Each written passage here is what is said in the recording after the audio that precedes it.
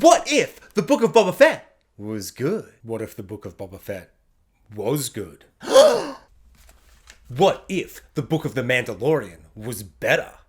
What if the Book of Boba Fett didn't have Boba Fett in it? What if Boba Fett sucks now? What if Mando is superior to Boba Fett in every single way? What if the Mandalorian's armor is better? What if the Mandalorian's stories are better? What if the Mandalorian's weapons are better? What if the Mandalorian's family is better?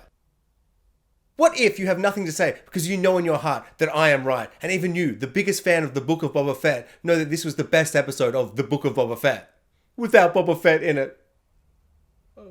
What if I wish they had saved this for the first episode of Mandalorian Season 3? What if you're probably right, but who cares because this was the best episode by far? What if it's insulting to Boba Fett to not have him appear in his show called The Book of Boba Fett? What if the writers and directors of Boba Fett clearly don't agree with you because they spent 90% of Boba Fett's show's budget on the episode without Boba Fett in it?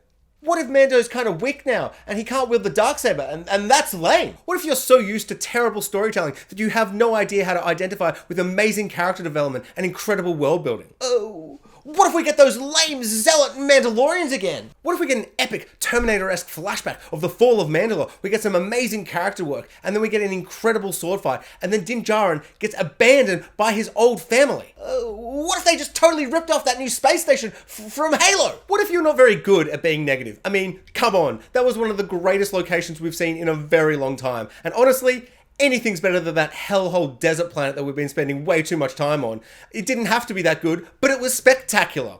You know I'm right. What if I did love it? It was glorious! What if that lady said that she dated a Jawa, which means she fucked a fucking Jawa? What if they were dating, but they just weren't that serious?